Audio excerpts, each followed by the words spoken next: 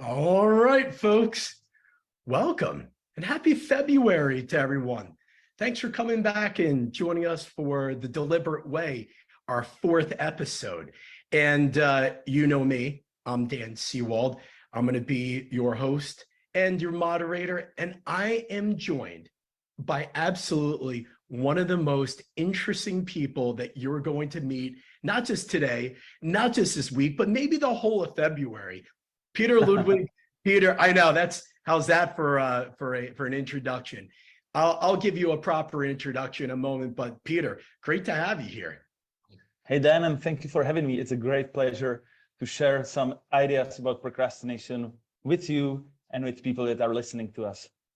Now, Peter, I planned to have you on from the first time I thought about doing a podcast, but I just never get around to it. So sorry, that was a bad joke. But no better way to start things off than a dad joke there. Now, for my first-time friends who aren't acquainted with The Deliberate Way, let me take a moment just to give you a little bit about what it's all about and why I do this podcast. So once upon a time, I was a high school wrestling coach. Yes, I actually coached wrestling. And in that time, I found something really interesting. The kids who were the best performers, who did the best in the mat and did the best in school, they had this very deliberate or systematic way of doing things, the way they learned, the way they performed. Now, as I put it kind of back in the recesses of my mind, and fast forward about 25 years, I started to find that same pattern was repeating in the professional world, whether it was an artist, a scientist, a doctor, a lawyer. Over and over, the most successful people, the ones who really break the rules and do things different, they have this enigmatic, deliberate, or systematic way of doing things. So my goal with The Deliberate Way is to find people who I've met or maybe have been introduced to me over the years who really are deliberate innovators in their vocation. And they do things differently. And by meeting them, talking to them, learning about what they're passionate about, we can extract a little bit of wisdom. Maybe we can get a little bit of a deliberate intention and skill as we learn more about them. So Peter, you're one of those deliberate innovators. It's awesome to have you, and thanks for being here. Thank you so much. I'll tell you what, for those who don't know you, few things about you that people might not know. First things first, you are the author of this book. This is not a shameless promotion, but just to let you know, The End of Procrastination. When I read this book, it's a quick read, pretty skinny, lots of really cool pictures in it too that are very evocative. And I love your illustrations, but it actually helped me personally as I started thinking about doing things that I maybe had been putting off. It got me to reflect and think differently. So it made an impact on me. But apparently you made an impact on a lot of other people. More than 100,000 copies have been sold worldwide. You've done like 1,000+ keynotes from what I understand. But Peter, what really struck me is what you do in your spare time. In the BC, before COVID, you were super busy doing talks and out there, working on another book and promoting your existing book. But during COVID, you'll have to correct me if I butcher this. You had created a hashtag called Masks for All, and it spread all across Europe to try to inveigle people to wear masks, to be consistent and compliant with the public health needs. And instead of just trying to focus on your business, you create a movement that had leading scientists, actors, actresses, public figures all across the Czech Republic and beyond. And if the numbers I have are right, you had about 1.3 billion people that were following this movement, which is unbelievable. Yeah, it was huge. Yeah, it aired on main news, on BBC, CNN. It was everywhere, and all politicians were talking about the video, and even our president and prime minister was talking about the video, and he was calling to your president and discussing that they should also impose the mask mandate. And it was at the beginning of COVID, so no one in that time had, they didn't have any better solution than the face mask. So it was huge, and it was truly meaningful to me to be part of the movement. It's amazing. For me, this is a great sort of summarization of not procrastinating. You see lots of things happening. It's easy to sit and wait, and to see you took action. So I love it. You're actually a man who doesn't just talk about breaking or ending procrastination, but you do it. All right, we'll come back to more of that in a moment. Just a few ground rules for folks. We're going to have a few rounds of conversation. We're going to do a little bit of exploration about the kind of core topic that Peter is a deliberate expert on, which is procrastination. But then you'll have your say. On LinkedIn Live, I'm going to invite you, put in your thoughts, your comments, your questions, your ruminations, drop them in there. We'll come to that when we take a break about maybe 25-ish minutes in, and then we'll attack those questions. Then we're going to have another round, a little bit of a speed round. I'm going to introduce a case study, and I'm going to ask Peter to help me solve it. We'll tell you more about that in a moment. So real problem solving in action, and then some closing thoughts and words from Peter. So you're not going to want to miss any of this. If you're multitasking, put away the PowerPoint slides, shut down Excel, focus on this because you're going to love it. All right, Peter, I got to ask. First things first, the field of procrastination. I didn't even know it was a field of study or research. How in the world did you get involved in procrastination? Yeah, of course, at the beginning, it was all about my procrastination because I started my own business. And in that time, I was like 19, 20 years old. And we started a small company that was about some software development. And my team was also very young, and all my colleagues were procrastinating a lot. And then I found the word procrastination. For me, it was something new. And I read the definition, and it was 100% me. So at the beginning, I was trying to solve my procrastination. Then I was trying to solve procrastination of my employees and colleagues. And at the end, after now it's like 18 years, now I'm trying to help as many people as possible because the system is always the same as you described. You have to be deliberate in terms of system. You have to know what to do. And we are not that different. Yeah, we have the same brain in our heads. We have the same parts of the brain that are procrastinating, basically. We are unable to regulate our emotions. So in this day and age, we are overwhelmed by so many distractions like notifications, social media, and we live in a very similar world, all of us. Doesn't matter if you live in Asia or in the US or in Europe. We have the same Instagram, we have the same Facebook, we are overloaded by so many emails, and we are not that different. So the system is the same for all of us. Well, you bring up a really good point. I was about to ask you, do you see cultural differences or even gender differences? I know my wife could be listening, so she might get annoyed if I ask, do women procrastinate more than men? Or is it the other way around? Or is there no difference culturally or by gender from your experience? It seems that it's more about age, like the youngest generation, like the Gen Z, they are much more addicted on social media than we were in that years. So basically with TikTok is crazy. There is an article, I think it was Wall Street Journal, and they described that one study that TikTok is as addictive as crack cocaine. So it's crazy. So it's getting worse with age. Young people, they have some big struggles with procrastination.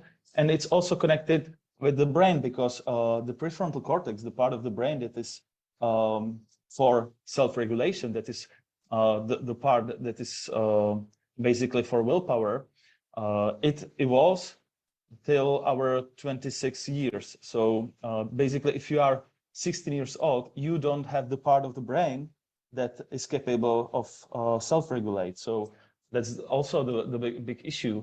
And another big issue is that we live in very crazy era. Like we are overwhelmed by so many distractions all the time, and it's very difficult to stay focused. So the attention span is getting shorter and shorter, and we are unable to focus on one thing for 30 minutes. So that's the problem. So it's getting worse with age, like not with age. I mean, like if you are younger, it's worse.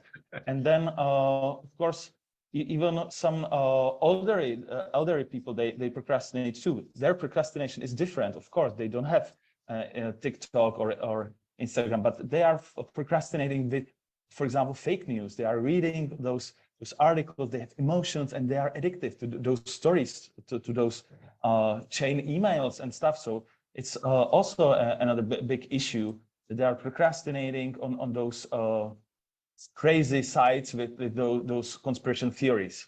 Is it now, I always kind of feel like there is a tendency to feel like, well, that generation, the younger generation is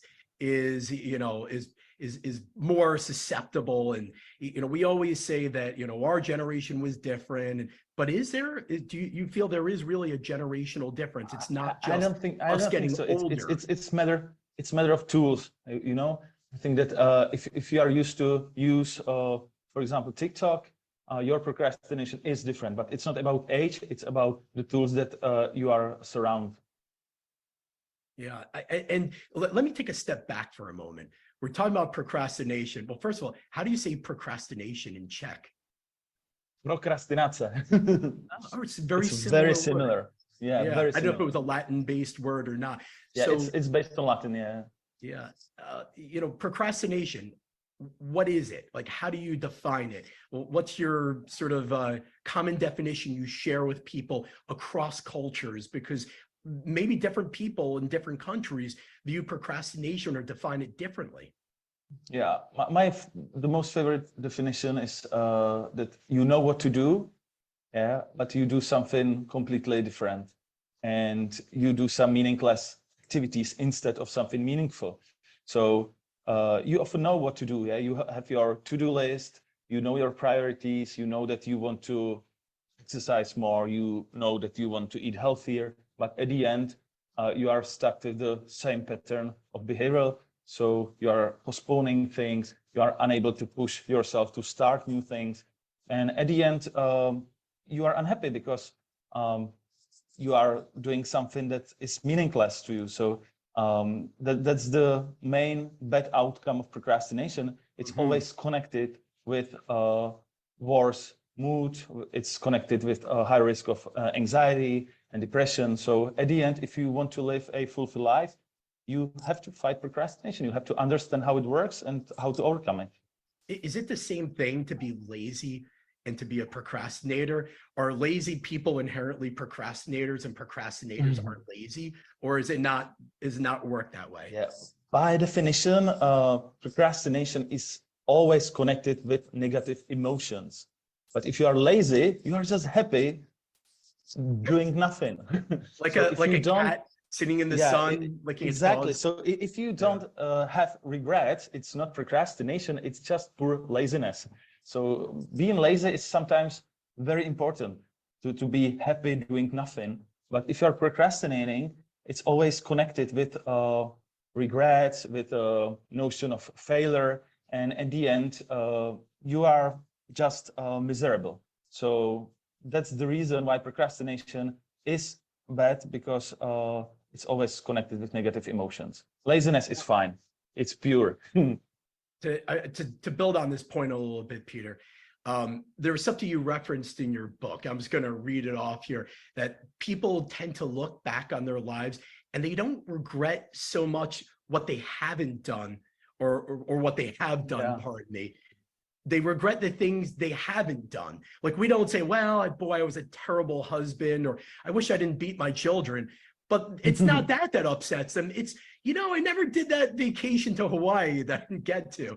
I'm trivializing it, but, it's kind of like the movie The Bucket List, right? And I think that movie resonated a lot because we look ourselves in the mirror as we get older and we start to wonder, will I ever do it? Will I ever get those things done? I found it really interesting that we're more upset by the things we haven't done versus the bad things or sort of sad things that we've done that we regret. And that's the problem of 21st century, because we have so many options And there is a beautiful study about what is called decision paralysis. The more choices you have, the more difficult it is to choose at all. And at the end, we do nothing. And that's the problem of freedom. The ideal of Western society is that the more freedom you have, the more happy you are. But at the end, that's not the case. And now we have so many choices. We can travel. We have, I don't know, 50 kinds of ketchups at the supermarket. And at the end, we are unable to choose. And that's the same with our time management. We are in the situation that we have more tasks than we have time for accomplishing those tasks. And so we are constantly overwhelmed by so many choices. And at the end, we are unable to choose at all. So decision paralysis is what I call the mother of procrastination.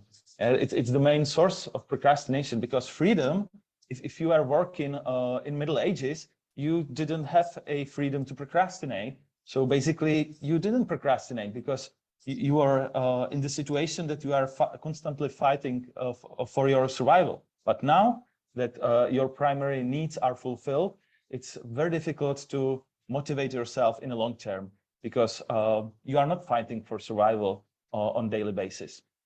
Yeah, it's a very interesting. I just want to go like an inch deeper on this about choice, because I too, like, one of the things I remember studying in graduate school in economics is that we fight for choice. That choice is one of the things that a thriving economy provides us. But what you're saying, and we've seen this in behavioral science studies, Sheila Ingiar from Columbia University, gave you the more choices you had in a supermarket, the less likely you were to walk away with anything. But that felt like that was about an individual product. But this is more existential, that when you have too many choices in your life, or too many choices in the moment, should I watch TV? Should I play the Xbox? Should I go out with friends? That it wears people down. But tell me a little bit more. Go a little deeper on that for me. You know that I love minimalism. I spent half a year in Japan, my life, and that's the map of Japan over there. So, and what I learned there was that if you have less things, but things that you truly love, you have positive emotions associated with those things, you are much happier. So minimalism is not about having nothing, it's about to have just the exact perfect amount of things. So, and I'm trying to deploy minimalism in all aspects of my life. So my living room is made of Japanese minimalism, but also my company, also my ideas. Also, the book is made in minimalist style, because it has, as you said, many drawings, many simple diagrams, and it works. Somehow it works in 21st century, because we are overwhelmed, and the solution is to live simpler lives.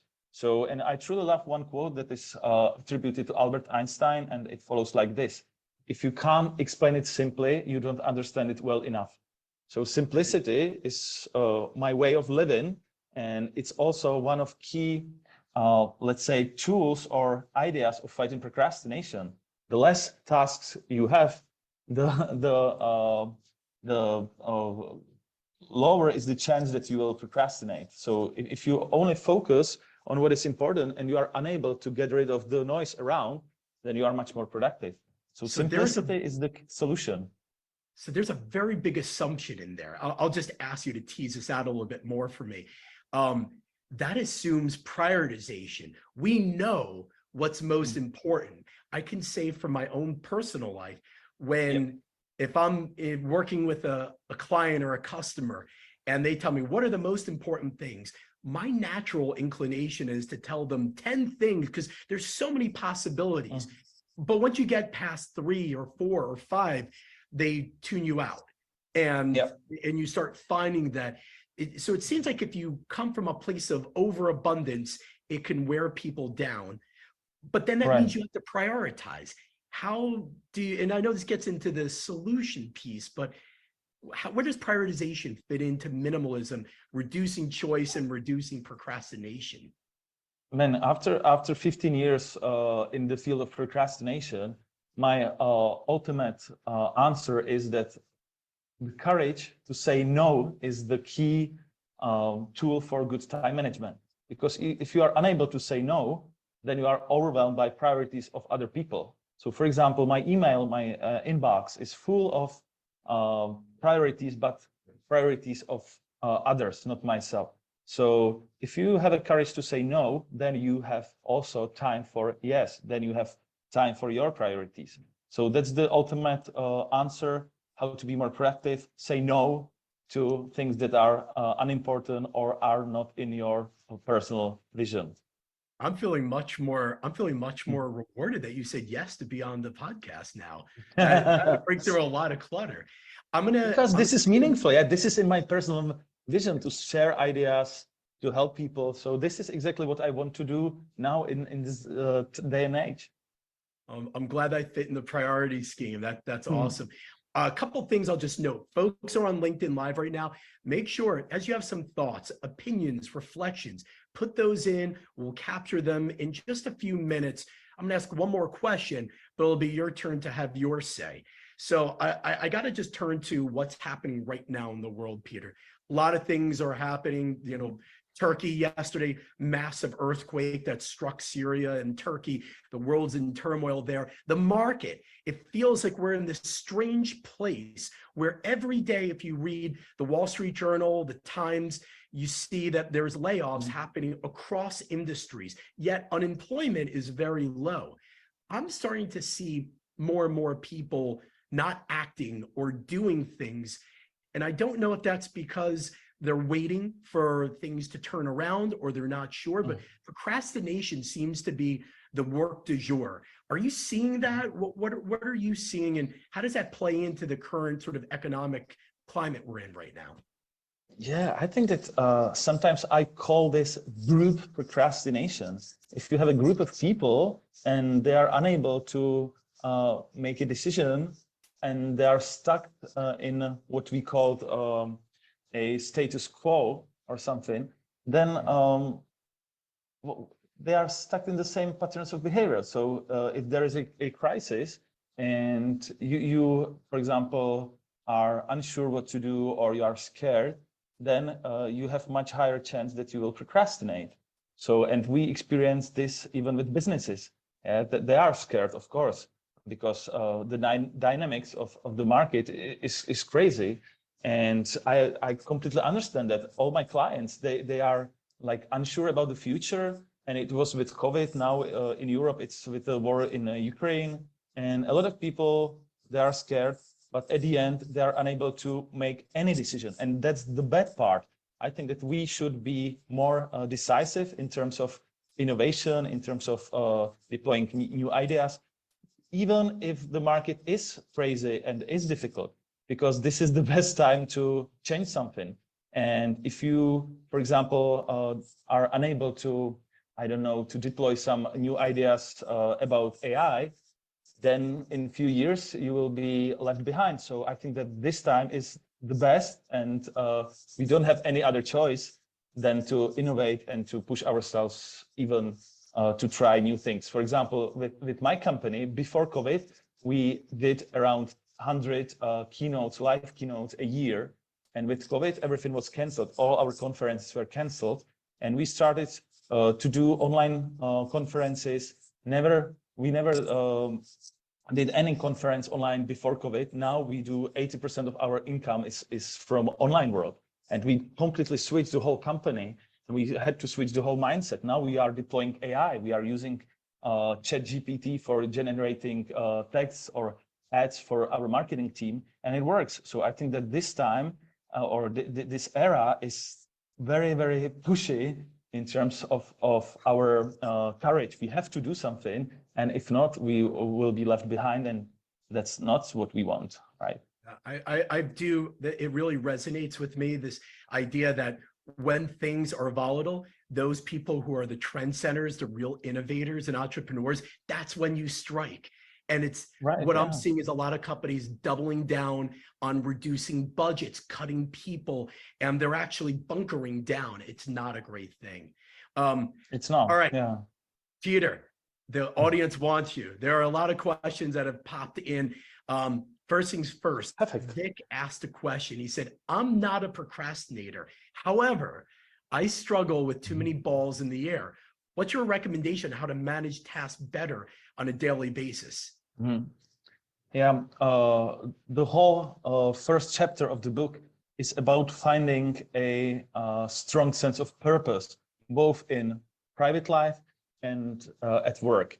So the stronger you have the sense of purpose at work, then you can prioritize with this notion, like what is more meaningful to you, what has the higher or bigger impact. So that's why the main tool of the first chapter is about writing down your personal vision, like what you truly want in life, both personal and your business life, and focus on what is truly important. So for example, in my case, the most important things are podcasts, keynotes, writing a new book, and those are my main priorities. So I'm trying to focus like 80% of my time on those three main activities. And then I have those 20% of my time, I do those trivial activities, meetings, I don't know, emails, and those like tiny, meaningless, and sometimes even meaningful activities, but not the core. So my solution of how to be better in prioritizing is to focus 80% on those 3-4 priorities and be able to get rid of the noise around, get rid of those meaningless activities. And of course, you need courage for doing that. I'll ask you, do you numerically quantify? Like, how do you keep track? I know maybe just do it by gut, but how detailed are you? So I'm thinking about, if I'm Vic, I'm like, all right, I've got my list of to-dos, the bigger things I have to do, and I've got 12, and I should really be narrowing to 4. How do I organize myself? Any sort of kind of tactical things you would suggest for Vic to do? Yeah, every 2 weeks, I do what I call meeting with myself, and it's the activity that you just sit down with yourself and you went through your daily planner, and you ask yourself, like, on the scale 1 to 10, how happy you were in last 2 weeks. And for example, I put there 8 out of 10. So it's kind of happy 2 weeks. And I can ask myself, so what you can improve the next 2 weeks? What you can do better? And for example, in my case, it's okay, I should exercise more. So I put more meetings with my personal trainer into my calendar. And then the next session, I also ask myself, so now on a scale 1 to 10, how good you are, how happy you are. And the next week or the next 2 weeks, I'm on 9 or 9.5. And you can constantly improve your life by asking yourself on a scale 1 to 10 how happy you are and what you can improve. So that's one of tools from the book too. And this is like the continuous improvement of your life. You are constantly like coaching yourself, basically. Now, there was another question that kind of dovetails nicely, and we're going to get into this a little later, but might as well ask it now. Somebody asked a question about what's the relationship between motivation and procrastination? How would you characterize that? Yeah, basically we have 2 main kinds of motivation. First is extrinsic motivation, basically the carrot and the stick. And we have almost more than 100 studies that are improving that extrinsic motivation basically doesn't work in the long term, because it's it doesn't work because it's very short term, and you at the end you lack positive emotions because you are not doing something that you want, but you do something that you must, and that's completely different emotion at the end. So then we have intrinsic motivation, and intrinsic motivation is based on the vision of yourself, like what you want to improve, what you want to focus on, like we described the priorities and stuff. And if you have more intrinsic motivation, you are much more fulfilled. Your reward centers in your brain are activated much more often, and you experience much more positive emotion. So at the end, motivation is the main solution for procrastination, but it should be intrinsic, not extrinsic motivation. So if you want to procrastinate less, you should focus on intrinsic motivation and get rid of extrinsic, because extrinsic motivation, it makes things even worse. So if you reward yourself, let's say your goal was I'm avoiding working out. Yeah. Every time I do a workout, I reward myself with a piece of cake. Yeah. Sounds like not a good, I mean, just on the face of it, not a good idea. But but besides that, whatever the reward is, not a good idea. Is that not correct? a good idea? Because there is a lot of beautiful people do that. old That's saying. kind of a norm. Yeah. That's a norm in the business. It's a norm. Yeah, we call those people like goal junkies. Yeah, they are addicted to bigger and bigger goals, but at the end, they are not happy on the way. They are not being happy during the process. And there is a beautiful old saying that the path is the destination, and it's truly based on recent science. So if you focus on activities that are meaningful to you, and you deploy your strengths on those activities, then you are much more often in what is called state of flow. Yeah? Time stops for you. You are in a present moment, and this is the exact opposition of procrastinate. Yeah, you have procrastination and you have the state of flow, and it's just the exact opposite. Because if you are in a state of flow, you are much happier in a process. You are much more fulfilled. You are much more creative, you have much more positive emotions, and at the end you accomplish even more goals, but as the outcome. It's not the main reason why you are doing that. You do that for the positive feedback from the process. So the path is the destination, is the best solution of procrastination too. Flow is the kind of the goal, or the anti-procrastination. But there was an Eastern European creativity researcher. I don't remember if he was Czech or not. I could never pronounce his name. Who started flow theory many years ago. Mihai Csikszentmihalyi. Yeah, Yeah, he was Hungarian. Hungarian. That's why I couldn't pronounce it. So difficult. Such a difficult language for me. Yeah. But yet it's for those, we can actually put that in the notes also for folks if they're interested. Read his book. It's so revealing, and it's interesting the way you've juxtaposed procrastination and flow together. Peter, there was another question. This is very topical. COVID. How do you feel people have changed after COVID with respect to working from home and procrastination? So many of us, I'm working from the home office right now. But more and more, we're seeing people, they're resisting. They want to stay home. Is it because they're inveterate procrastinators, or the opposite? How did COVID affect the work dynamic? Yeah, COVID affected the work dynamics a lot.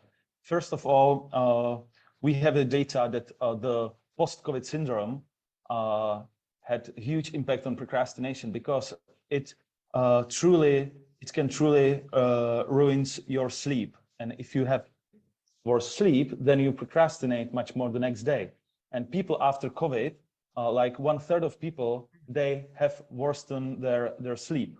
So at the end, like COVID truly triggered procrastination just directly because of much worse sleep. That's the first case. The second case is working from home, like you have much more distractions at home. Sometimes you have your family there, your kids, and few weeks it's okay. Yeah? Few months maybe also okay, but 2 years, that's crazy. So people need to go out and to have a place for work. For example, in my case, I can't write at home. The best place to write for me is my favorite tea house. They have my favorite tea, but they don't have Wi-Fi connection there. So that's the key. That's the key of my productivity, because they don't have Wi-Fi there, and they don't have a signal for cell phone. So at the end, you are just without the signal, and then you are able to write. So for me, it's about finding the best place to work. But for many people, it's not being at home. And that was the impact of COVID, because a lot of my clients, they switched their offices. Basically, 80% of their employees started to work remotely. And at the beginning, everyone was happy. Everyone was thinking, wow, now we have much more freedom. We don't have to be in our offices. But at the end, it backfired a lot. Yeah, a lot of people, they were basically craving to get back to the office and have their normal working place and to focus just on work and not being distracted by their families. So this idea of sort of controlling your environment and knowing how you react in a particular environment is particularly important. There's a story of a guy, I met him a number of years ago. He's a writer and a speaker, and he would go on long haul flights to Japan from New York City and back. And he literally would get off the plane, he would go back and get on another plane and go home, which I thought was insane. Like, who does this? But he said that it was a great way for him to be able to disconnect and to be able to basically kind of work on his writing where he couldn't get it done anywhere else. So we'd take these long haul flights, 14 hours each way. To me, it's madness, utter madness. For him, it was a recipe to not procrastinate. So I guess it comes down to your individual, maybe not just individual taste, but knowing your environment and what you thrive in. But I hope you're not taking 14-hour flights to write. And by way, it's much cheaper. It's just the Japanese tea house, so it's cheaper, not a flight. But I truly understand this concept, because for me, the best place for my focus is being on train. Yeah, if you are traveling by train, then you have like 3 hours, 4 hours, and for me it works. In Europe, you can get everywhere by train. And it's much longer than taking flight, of course, but it works. So in Europe, train is place that a lot of people use for improving their trains focus. aren't so good in the US. Yeah, I know that. That's so why good. I'm not using the US example, but I took one train from Chicago to I don't know, it was a small city, and it was awful. It was crazy. Sorry for the comparison, but European trains are much better. Sorry for that. Frustration can trump procrastination and prioritization. All right, Yeah. there are a few other questions. I'm gonna put them on the side just for just a little bit. And as I look at the clock, I realize I'm not procrastinating. There's a lot to talk about. But I did say that in one of our subsequent rounds, we were going to discuss a case study. So this one hits really at home for me. I'm going to ask you, Peter, to help me problem solve. So you're in the hot seat to problem solve a little bit here. All right. So for those who know me or been in a workshop or a training with me, I tend to use domestic examples from time to time. And this is no different, because I have a 12-year-old son, amongst a couple other kids. My 12-year-old son, he's been described by others, not just my wife and I, a very bright boy. He's a good-natured kid, but the worst procrastinator I've ever met. If the bus comes at 7:51, you could be sure he's looking around and doesn't have anything packed and ready at 7:49. Every time there's a test, he always will say, oh no, I have a test tomorrow morning and I haven't studied yet. Homework, it's always a last minute thing. And, people have told me, well, that's just 12-year-old boys. But I don't think that's entirely the case. I think that's a bit of an excuse. And, I'm not trying to have a perfect child, but I worry that the small version of him will become the big version of him in the future. So when I think about the framework that you have in your book, Peter, when I went through this and started to think about this, there was 4 pillars that you talk about. I'll see if I get this right: motivation, discipline, outcomes, and objectivity. Each of those are kind of the cornerstones, if you will, of approaching, breaking the habit of procrastination. If you're me, you're dealing with a 12-year-old son who's resisting and procrastinating all the time. Where do you start on those pillars? Where's the first place you go to try to address this issue with him? Well, at the beginning, as I said, his brain is still evolving till 26 years old. So still, he simply lacks this part of the brain, the prefrontal cortex. It's not finished yet. So maybe it will be better and better during time. So that's the first important I got 14 years to idea. wait. Yeah. exactly. So be just happy with the gradual improvements, and don't push him to be to do some major shifts, because a major shift doesn't work in the long term. So then the first chapter about motivation, like try to nurture his intrinsic motivation. So ask him, like, what is his vision of his future? For example, if he will choose a university or high school or something in the future, it should be based on his values and his strengths. Sometimes I was studying law, yeah, and I had a lot of my like folks from my classroom. They were there not because themselves, but because of their parents. And at the end, they have only the extrinsic motivation, and now no one of them is practicing the law. So it was useless, very useless to them, and they were not happy in that time.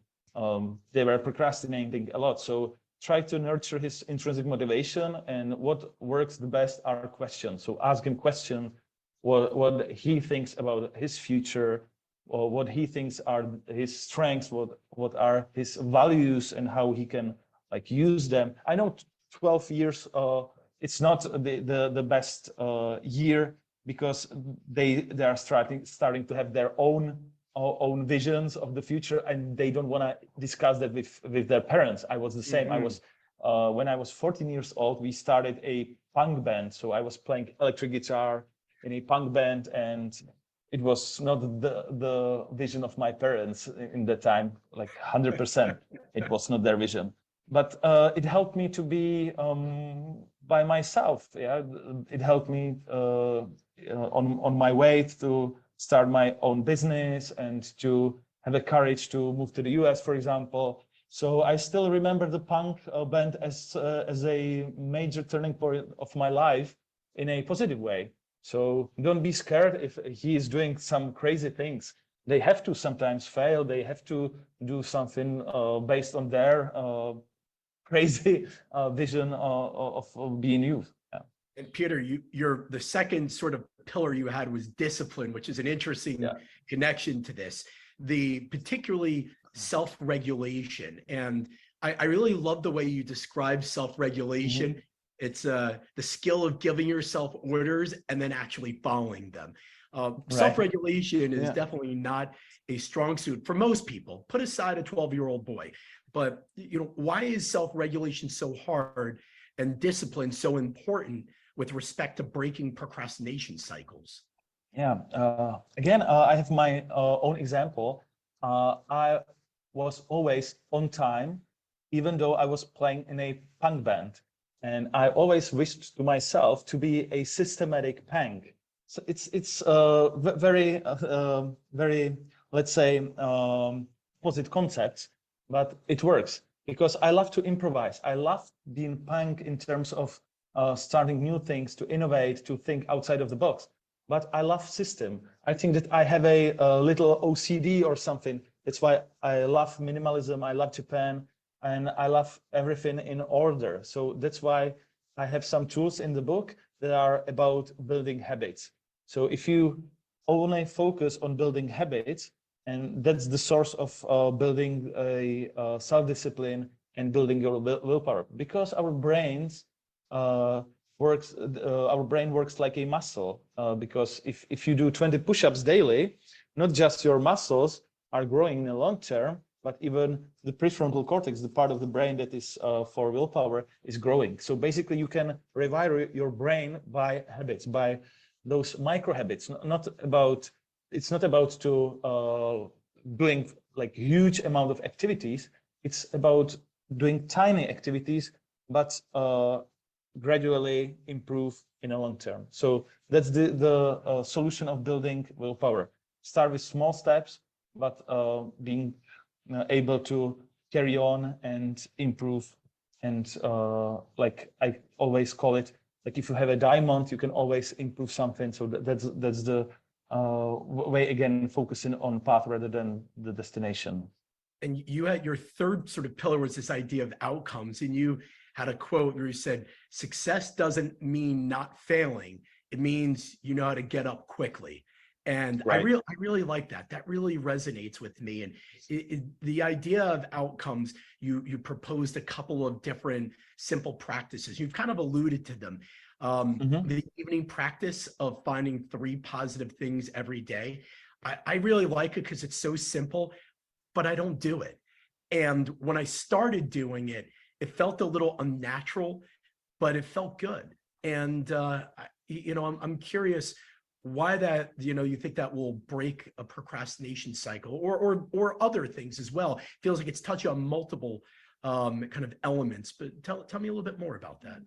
So do you want to get the simple answer or the deeper and more complex answer? So what do you want? Boy, that's now you're giving me choice, but it's only 2 choices. I'll take the simpler answer right now. Okay, because maybe I'll dig it deeper if I like the simple answer. Yeah, so if you want to get rid of procrastination, emotions are very important. And if you no doubt 3 positive things daily, at the end you realize that your life is much more fulfilled, is much more positive than you thought. So I use this method for more than 10 years, and I have every day noted. So it's the most favorite tool probably from all my tools. More than 10 years, I have every day marked or every fulfilled. day you've stuck with this. Every day 3 positive things. Even if I'm on vacation, still I know that only one thing, but something to carry on with the habit. And I go through the system, or I go through the tool. Like every month, I go backwards 30 days. And what you realize that 80% of those events you just forgot. And sometimes, even though you feel a little depressed, or you feel that your life is not moving forward as fast as you want, when you go through this I call it flow sheet or flow list sometimes. If you go through this system or through this method, you realize that it's much better than you thought. You realize that you have much more positive days, and you are basically much happier than you thought. Because at the end, seems like a simple practice. I don't know a lot of people who do it or don't talk about doing it maybe, but I don't know a lot of people do it, but I got to tell you, in the world we live in today, in the environment that we're in today, it seems like this could really benefit from being spread farther and wider. 100%. I'm encouraging 100%. everyone in my family to do it. I'm going to try doing it consistently. I've just started doing it. And you know what? When things feel like they're total crap, that kind of helps lift you up a bit. It really does. I love for example, if you are watching news, for example, 80-90% of news are very negative, right? War, recession, politics, mostly negative things. And you spend 1 hour watching news, and at the end you are depressed, you are anxious, you are you lack the positive feeling about the world. But if you are with yourself, and if you sit down and write 3 positive things, you can completely switch the mindset, and you are able to focus on what is truly important, what makes or sparks joy in your life, and you realize that world is much better than from news, right? You kind of, this is a nice dovetail, because the last thing you had in your book was about objectivity, or a last kind of tool, and you shared a story which I'll never forget now. I never heard it before, but I'll paraphrase it, and please fill in the blanks. A guy many decades ago from Pittsburgh who brazenly robbed a couple of banks and was so sure that he would never get caught. And immediately he was apprehended by the police. And what did he say? Refresh my memory. What was it that he said that was so shocking? That he put lemon juice on his face. So he was 100% convinced that if you put a lemon juice on your face, then you will be invisible for a CCTV. I used the juice. I think as he said, I used the juice. How did they catch me? And so and it sounds just like a bizarre story. He's a deranged guy. What does that have to do with this? But I mean, what does it have to do? The objectivity piece. And you kind of alluded to this already, but you share a little bit more about that. Like, what is for me, the objectivity chapter is probably the most important one, even though it's the last chapter, because I was writing the book 10 years ago, and it was before those even before the word fake news, before the term fake news, and now it's 10 years that the book is out. And what I feel is that this chapter is much more important than it was 10 years ago, because I'm writing there about critical thinking, how to recognize what information is valid, how you can overcome your biases of your brain. For example, the story is about what is called Dunning-Kruger effect.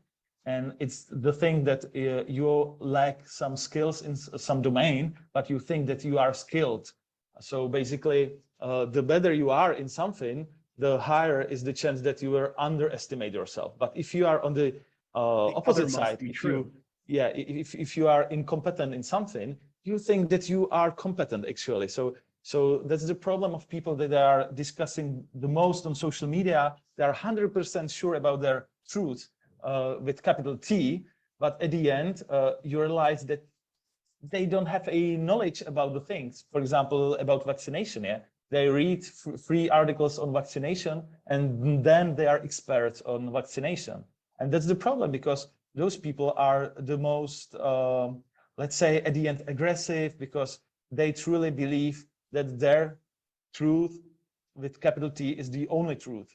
And I think that if we want to survive on this planet together, we should be more humble. We should be able to realize that things are not black or white. They are much more complex, and that's the outcome of the chapter. The objectivity is about that you have to find the truth, but probably you never find the capital T truth forever. So basically, it's about humbleness, and it's about fighting your own Dunning-Kruger effect, because we all have some spots that we are unable to see, because it's a natural part of our brain that our brain is unable to realize our weaknesses. Even if we get a feedback, still the brain is able to say it's not truth. I'm always stuck with the same notion that I'm good in that, even though you get a feedback that you are not. I'm conscious we're almost out of time, which is very disappointing, because really enjoy hearing your perspective, Peter. And I've read the book, and I still get so much just hearing your perspective on it. But I'm going to share a quick story. I want to hear your perspective on this. My father-in-law, my wife's father, he 22 years ago was on his way from work. He lived in the Upper East Side of New York City, and his office was downtown. And he is an inveterate procrastinator. He'll tell you himself, he's not a prompt person, but he, on that day, needed to be in the office, I think about 9 a.m., and he decided to drive, which is not a great idea in New York City if you've been to New York City. But he drove, he stopped, he got a cup of coffee, got a newspaper, and as he walked into his building, which happened to be one of the World Trade Towers, a plane flew right directly through the floor where he works, annihilating just about all of his employees. He would have been dead without question. And we always say that his habit of procrastinating, it saved his life. So I don't know if I could ever convince him not to be a procrastinator.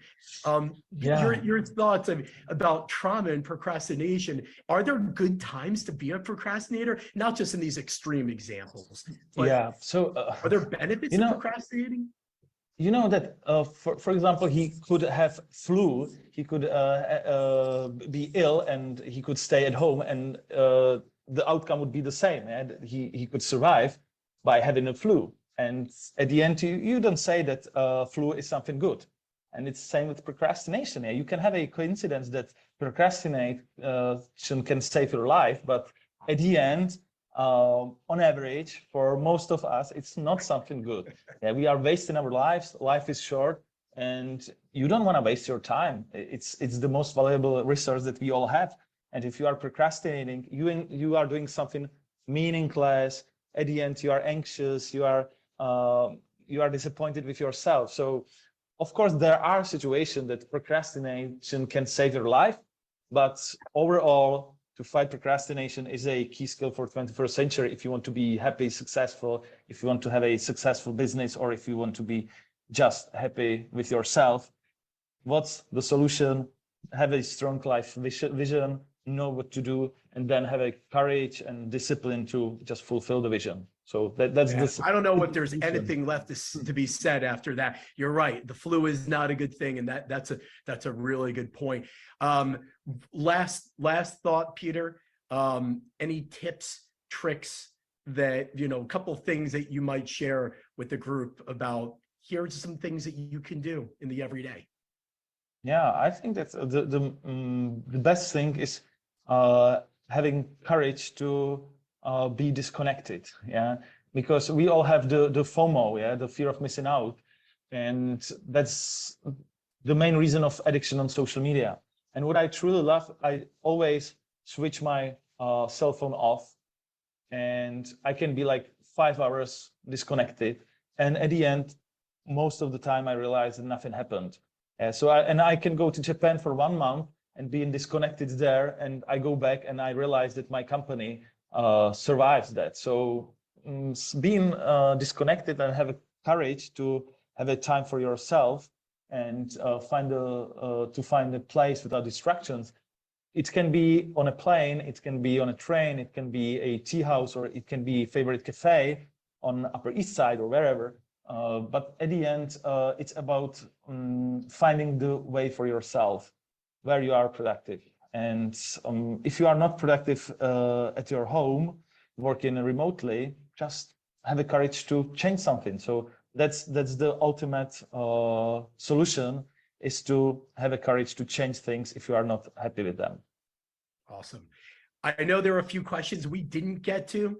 And for those questions, we're going to post those right in the LinkedIn Live chat. So don't worry, there'll be some overtime where we'll get to answer any of your questions. But for now, Peter, first and foremost, thank you so much for joining and sharing, being generous with your time, for putting me into your prioritization schema. I truly, sincerely appreciate it.